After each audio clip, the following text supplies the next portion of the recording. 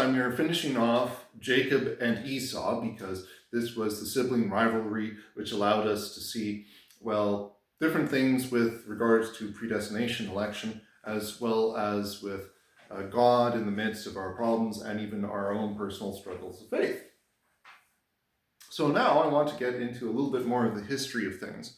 And we're going to be looking at Jacob / Israel, because he gets renamed at a certain point in time. But Jacob and his children, because if we're looking to the children of Israel, they're going to be following from the 12 tribes, and the 12 tribes have significant implications for the rest of Scripture. And also, as we'll find, even for the New Testament, even though you might be struggling to remember too many of the tribes coming up in the New Testament. In fact, there's not even all 12 until you get to like only a couple passages. So not a common topic in the New Testament, but still something that it has a lot of bearing on an important topic in the New Testament. So kind of as a spoiler alert, the apostles. Okay. But we'll go to Jacob and his children. This is coming all the way back to Genesis chapter 29. So as you might recall, after Jacob leaves his father's household, he is being sent to his uncles so that he can marry within that tribe. So these are the Arameans, not the Hebrews, but the Arameans. And Jacob comes upon a well at a certain point in time in Aram, because Aram is where you get the Arameans. He finds Rachel, his heart is thumping through his chest, and then he decides, I'm going to marry that lady. So he goes to his uncle, and the uncle says, yes, I will allow you to have my daughter Rachel if you work for me for a wage. So basically saying, if you work for me for 7 years, then you get my daughter Rachel. And Jacob goes, yep, absolutely, let's do this. So he works for 7 years, and he finds that his uncle has not given him Rachel, but the older sister Leah. And Jacob leaves his tent in the morning after the nuptials, and he says, Uncle, you've tricked me. How dare you? And at this point, I'm going like, how much were you really tricked? Because you spent all night with this woman. You've spent 7 years in Laban's household. They're living in tents, mind you, but in the household overall, knowing all the different people. You've been pining after this one woman for all those 7 years. You would have been in a lot of contact with the other. I'm not buying his story that, he just found out in the morning. In any case, that would still constitute a marriage, because marriages are consummated in the ancient world. Like you have to have this. So part of the ancient custom was that following the wedding ceremony, the groom and the bride would go into the bedchamber, and then the family and the guests would be waiting outside until they had confirmation that the wedding was consummated and they were officially married at that time. Yeah. Not quite what we do today. Jacob is ticked off. He doesn't have his preferred bride, Rachel, so he tells his uncle this, and his uncle goes like, well, she's older, I can't marry her off until I marry off the older daughter. Because women who are older aren't quite as desirable, not as quite many years for childbearing, and so he says, well, why don't you work for me another 7 years, and I'll give you my other daughter too. So Jacob does that.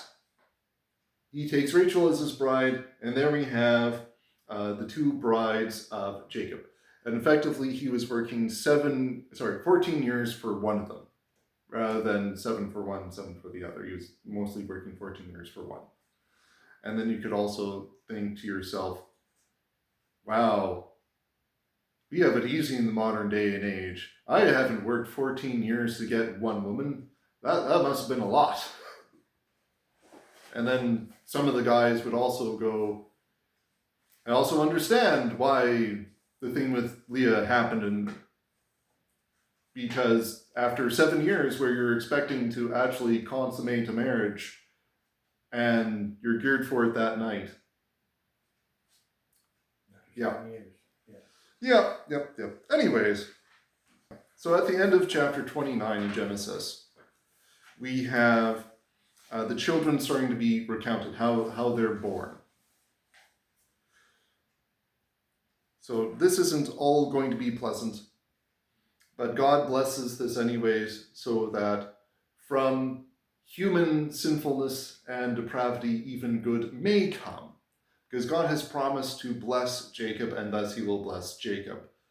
So even though he'll be committing adultery, as we understand it, God is still blessing this to give obligation to Jacob to be, well, a father to his children, and one who will give a great blessing to those who are beyond him, those who would eventually come to inherit the land that he is supposed to inherit.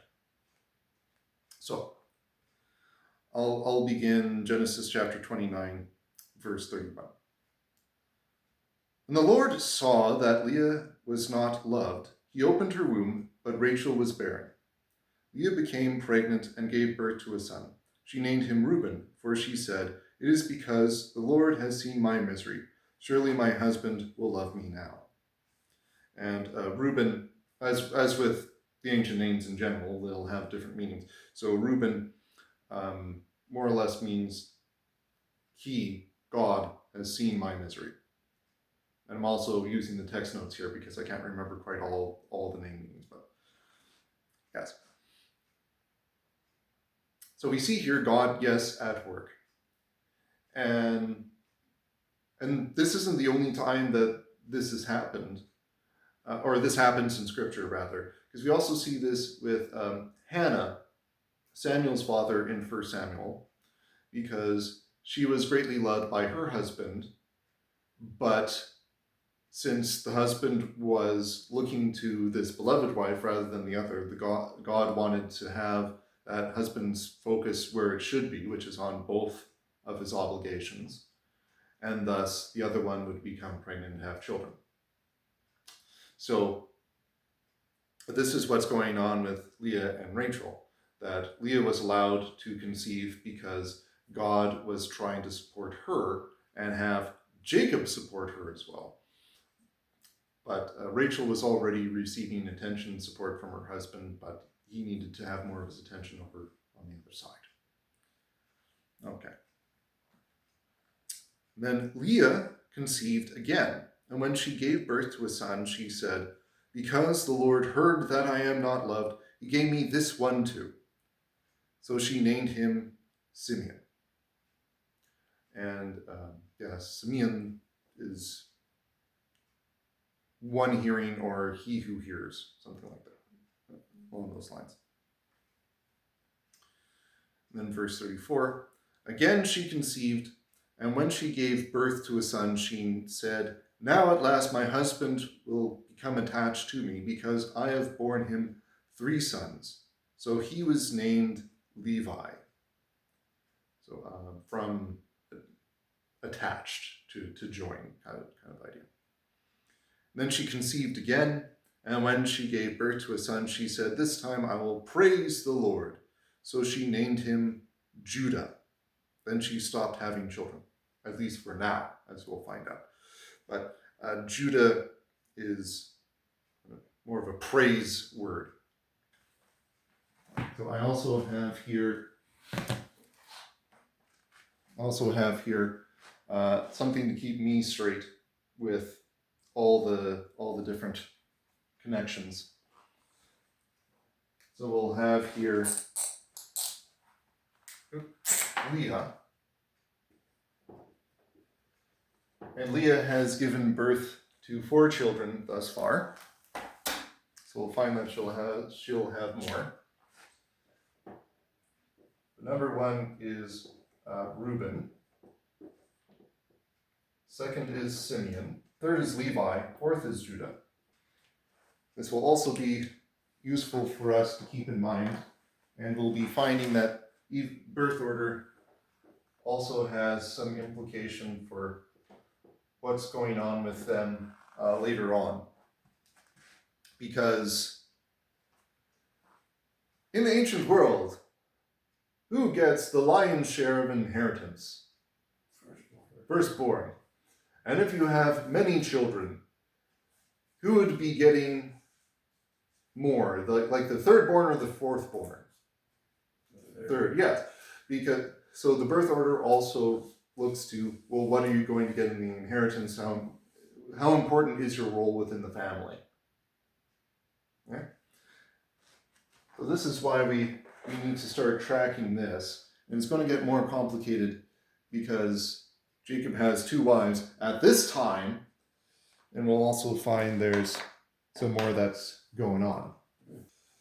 So beginning of Genesis chapter 30. When Rachel saw that she was not bearing Jacob any children, she became jealous of her sister.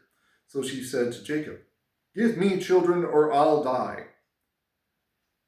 Seems a little bit dramatic, doesn't it? However, how is your legacy being defined in this world? This one was children. Yeah, it was children. And for women, like today, we see a very different understanding of what women should be in the world. But in I guess you could say a little bit more of a traditional viewpoint, like, what role did women have? And they're like, well, I shouldn't say what role. What roles did women have? Looking after household. What would looking after the household entail? Cooking, cleaning, probably majority. but also making those clothes. Oh yes. Yeah. Also a little bit of the foraging those clothes. This would also be the era before schools, so the woman would also be doing a fair share of trying to help and educate the children. Yeah. So there, she would also be involved in helping out in the fields if there were any cultivation of plants that were going on. You can find some of this in Proverbs chapter 31, which is going through like the ideal woman. And the ideal woman was not one who just shut herself up at home. The ideal woman was the one who was making sure everybody in the household was taken care of. So if you wanted to boil it down to one role, the role would be the nurturer, the one who is making sure that everybody's taken care of in the household. So that is an absolutely essential thing for the household. Women are not, like, they shouldn't be second class. They're not, because they're making sure everybody in the household's alive. That's a pretty big job. That's a pretty big job. The husband, the traditional role was more that he would be the one to go out and he would be the one to try to bring in any income or food that needed to happen, and also to possibly grow in prestige if he's growing in rank in whatever job that he's doing. But his job was primarily to earn an income to make sure that everybody could be nurtured and could be fed. But we also don't talk about it much anymore, but the husband's role was also to stand for military service if such a thing would arise. So that was not expected of women, that was expected of men. So at any point in time, a sovereign lord could ask a man to go off and fight. And that was, well, that's something that continued well into the 20th century worldwide, until you get some nations kind of moving away from that type of dynamic. So there's not as many countries with mandatory military service or the draft. This was what you were expected to do as the husband. It's like, if there's a war threatening your family, you go to war. Yeah. Anyway, so for Rachel, she's seen herself bundled together with the idea of the nurturer, and if she doesn't have children, if she doesn't have that legacy in the household, she's seen herself as simply redundant, that she doesn't have purpose. This doesn't mean that she doesn't have a lot of roles that she can still fill in the household, but this is how she's feeling at this time. It's like, how can I be a wife and mother if I don't have kids? Is kind of the idea. So Jacob became angry with her and said, "Am I in the place of God who has kept you from having children?" And to a degree, like, he's justified in saying that because, like, God's the one who really decides, well, where life is begotten. However, it's still also Jacob's fault because he's showing far more affection to Rachel than he is Leah, so God is favoring Leah because of what Jacob's doing. Anyways, then Rachel said, "Here is Bilhah, my maidservant. Sleep with her so that she can bear children for me, and that through her I too can build a family." Huh, this sounds somewhat familiar. I wonder when this came up before. Yeah, so Jacob's grandfather Abraham and the maidservant Hagar. So we find the younger generation still make the mistakes of the old. So Rachel gave Jacob her servant Bilhah as a wife. Or technically it's concubine, but NIV is liking to translate this as wife. Right, yeah. Anyways, Jacob slept with her and she became pregnant and bore him a son. Then Rachel said, "God has vindicated me. He has listened to my plea and given me a son." Because of this, she named him Dan, which is vindication. Now, even though this is somewhat being reckoned to Rachel's lineage, I'll put the maidservants on a lower level. So I'll have Bilhah here.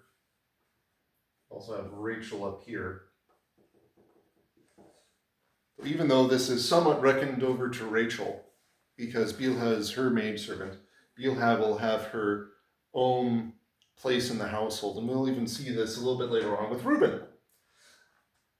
Foreshadowing, yay!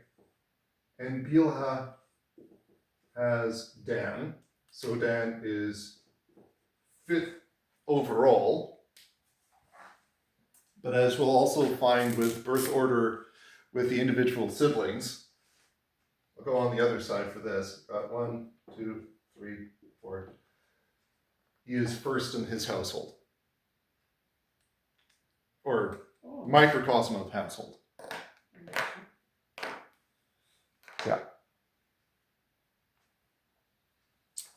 Yeah. So he would be a firstborn. Firstborn of Bilhah and to a degree Rachel, but that kind of fades away as time goes on. Okay. Yeah. Yeah. He's like Jacob, he's got a lot of money. Sort of. He has a lot of blessings from God, so he'll be blessed with what he needs. Keep in mind, this is the era before you have currency. Like, you might have people trading in silver and gold, but like, you won't have anything as concrete as coins for another 13 centuries or so. Verse 7, Genesis 30. Rachel's servant Bilhah conceived again and bore Jacob a second son. Then Rachel said, "I have had a great struggle with my sister and I have won." So she named him Naphtali. So Naphtali means my struggle. So now we get yet more. We have Naphtali off to the side here. Well, actually, maybe I should. Well, maybe I should do this a little bit differently. Just to try and keep some of this confusion going. So we'll go down here. We'll have Naphtali here.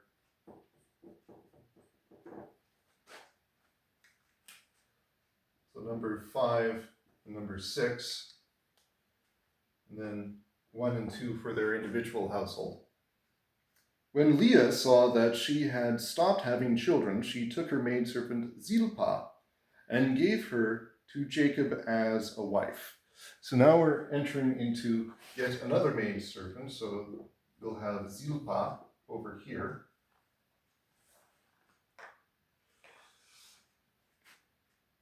And Leah's servant Zilpah bore Jacob a son. When Leah said, "What good fortune!"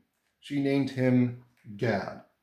So Gad is kind of a soldier, a troop, but it's also kind of a good luck. So it's like, oh yeah, well, you have another soldier for the fight. So we're going to get Gad over here, who is number 7 overall. Number 5 in the household if we're counting one way. And he's going to be number 1 if we're counting another way, if we're just looking to Zilpah. Yes, this is complicated.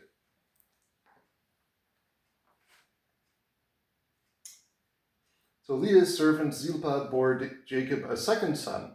Then Leah said, "How happy I am! The women will call me happy." So she named him Ashur. And Ashur is happy. It's happiness. That one's actually one of the most straightforward of the names, if you're looking at actual translation and meaning. So, number 8 overall, but number 6 in the household, or number 2 if we're just looking to Zilpah. Okay. So during the wheat harvest, Reuben went out into the fields, found some mandrakes, which he brought to his mother Leah. So Reuben went out and he's giving it to Leah. Okay. "Please give me some of your sons." Rachel said to Leah, "Please give me some of your son's mandrakes." But she said to her, "Wasn't it enough that you took away my husband? Will you take my son's mandrakes too?" So you could see, well, maybe there is a little bit of bad blood between sisters. And this is a competition now. And we have like 2 sons to 6 at this point in time. So this is definitely a war in the household. So as you might expect, when we get to the Mosaic law, so the law that God gives to Moses, there's even a law in there that says you're not supposed to take sisters as rival wives. If only Jacob would have thought of something like that at the beginning. In any case, Rachel said, "Very well. He can sleep with you tonight in return for your son's mandrakes." So now they're just bartering for sex, and this is, again, yes. Oh, it gets worse in some respects in the book. Anyway, when Jacob came home from the fields that evening, Leah went out to meet him. "You must sleep with me," she said. "I have hired you with my son's mandrakes." So he slept with her that night. It's like, oh, well, shucks, honey, I guess I have to then. Anyways, God listened to Leah, and she became pregnant and bore Jacob a 5th son. So here already the author is also, the author of Genesis is recognizing, hey, there's a division between Zilpah's children and Leah's children. So this isn't just this side against this side. It is now all 4 against each other. Yeah. So then Leah said, "God has rewarded me for giving my maidservant to my husband." So she named him Issachar. So Issachar is reward. I just can't imagine 12 boys in the house. No less. The 10. Well, yeah, by now it's 10, but I think there's 12 there. Yeah, no, but not a house, a tent. Or 10, Yeah. right. Yeah. Sorry, yeah. Well, So Issachar is number 9 overall. He's number 7 on Team Leah, but number 5 in the specific household. Okay. So Leah conceived again and bore Jacob a 6th son. Then Leah said, "God has presented me with a precious gift. This time my husband will treat me with honor because I have borne him 6 sons." So she named him Zebulun. So Zebulun is honor. So we're going over here with Zebulun.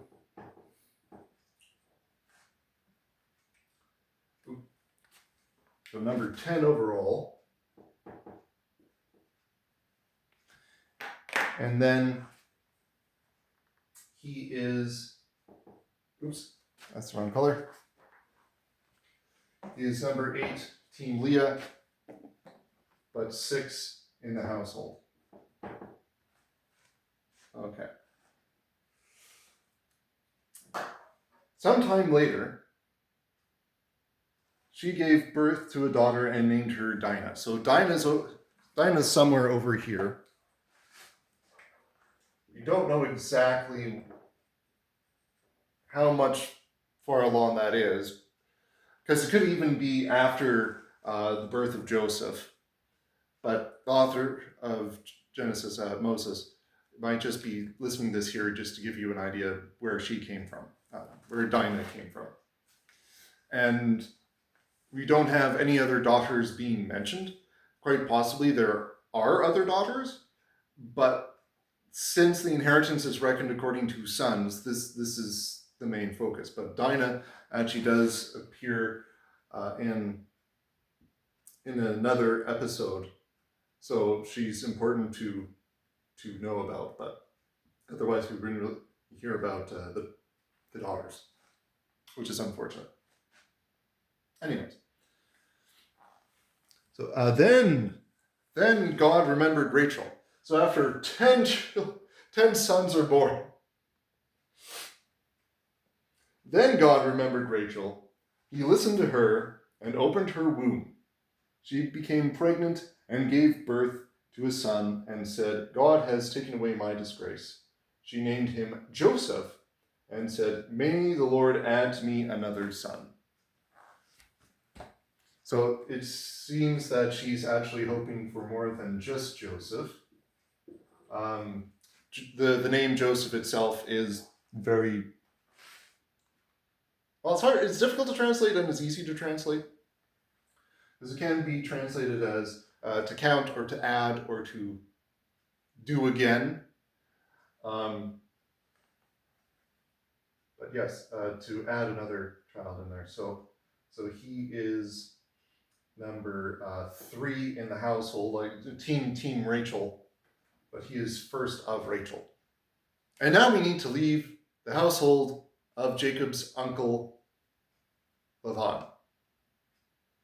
But as you might notice, there's only 11 sons at this point in time. That's because number 12 comes significantly later. Yes. So what ends up happening is Jacob decides, well, I have a pretty big family now. This is my own household. I want to actually live as my own household. I want to cultivate lands. And if I'm going to give something to them, I'm going to need to go to where I can spread out.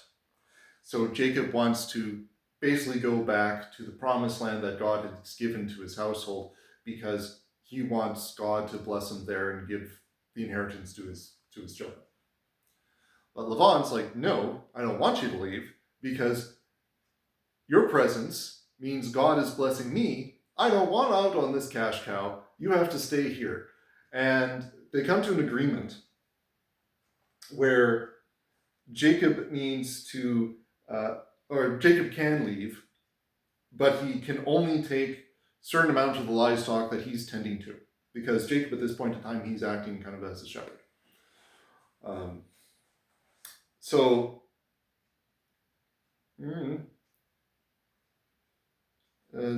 Jacob says that he wants the flocks that are speckled or spotted in chapter 30. And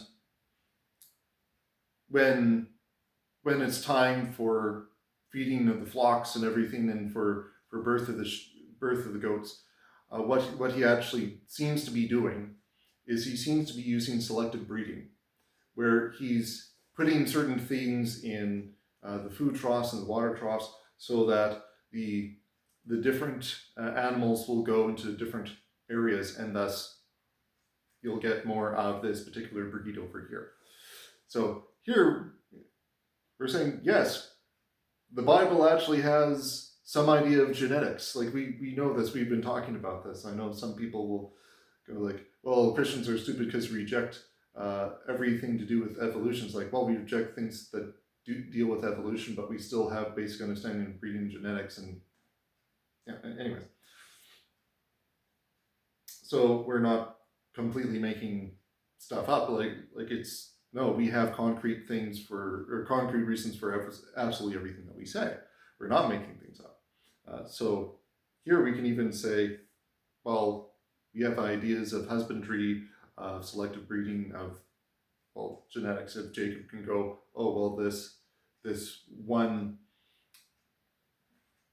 generation can breed this type of offspring. Therefore, if I repeat the process, I can get different types of offspring. Anyway, so for the speckled offspring, Jacob's able to create a lot of them, but Lavan doesn't like this because that would mean that he would lose a lot of the flock. So he says, nope, we're not doing that. So you have to now have different colors for the animals that you will take, and then Jacob has to do selective breeding again, and then he has a whole new flock of different colors, and yeah, we go through the process again. So basically, the ban at the end says, nope, I don't want you to leave at all. So that's when Jacob basically uproots everybody in the night and heads off. Yeah. So he's trying to escape. Now Lavan's like, nope, I'm not going to let this cash cow go, but he has had, or he receives a dream from God where God basically says, no, you're not allowed to take anything from him. I am protecting him. If you do anything against him, you will suffer for it. So, when Lavan catches up, he doesn't say anything positive or negative. He just says, well, my household gods are taken from me. And like, you're what? Like, oh, yes. So we find out Lavan is actually an idol worshiper. Yeah. So even though Jacob is worshiping the one true God, his father-in-law isn't. And that's also a good reason for Jacob not to stay in that household, because who knows what heresies could be given down to Lavan's grandchildren, Jacob's kids. They get screwed up enough as it is, as we'll find out. Yeah, not good. So as it turns out, his daughter Rachel had taken them, and so we're also seeing some iffiness about her allegiance to the Almighty. But when Lavan was searching, he couldn't find them because she was sitting on where she had hid them. So he searched everything, and yeah, he just left. And then this is about when Jacob is coming into the land of what will eventually be known as the land of Israel. It's known as Canaan now. And this is when he has his exchange with Esau. Okay. Now, I'll skip over a couple other things. I'll eventually get back to them, because I think it would be good to also step into some of the main sons. Like, we don't have too many stories about them, so only a few of them are actually given in any detail. Joseph's story basically takes close to a quarter of the book. So his story is important. But we don't really hear anything about, say, Issachar or Zebulun, unfortunately. So I'll go through a few of the main ones. But before I do, I'll just mention that when Jacob is finally settling down, and he's settling down in Bethel, or Bethel. So remember, this is the house of God. This is where he had the dream, the vision of angels ascending and descending. So he thinks this is a good place to be. This is a good place to have God look after him. And then this is when Rachel gets pregnant again. So Rachel bears forth Benjamin. So Benjamin, he comes up as number 12. And we can already tell, since this is after Jacob was working for at least a few seasons to get more goats, after he had to go through ordeal of leaving his father-in-law's household, and this is also after he evaded his brother and is settled into the new land. Benjamin is most likely a few, if not several years younger than Joseph, who was the previously youngest brother.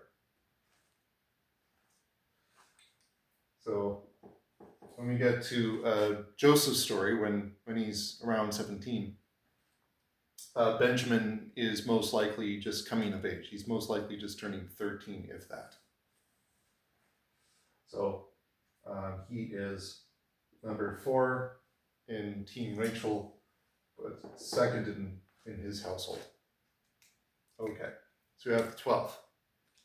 So with the 12, we find that Jacob is having children by multiple wives. So as I said before, this is basically accounting towards how we understand adultery. At this time in the ancient world, you could take multiple wives, and God permitted it.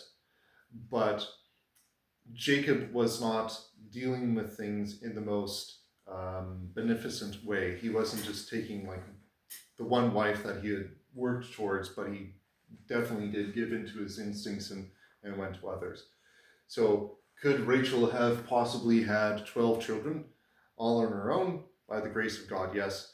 But God still used this complicated household, which had a lot of infighting, for the glory of God and to make for himself a people here on earth. And as we also hear in the book of Deuteronomy, it's not because they were the greatest of all people, but because they were the least that God had chosen them. So if anybody saw them actually succeeding, then we have to conclude, oh, well, God must favor these people. So not an glowing indictment of,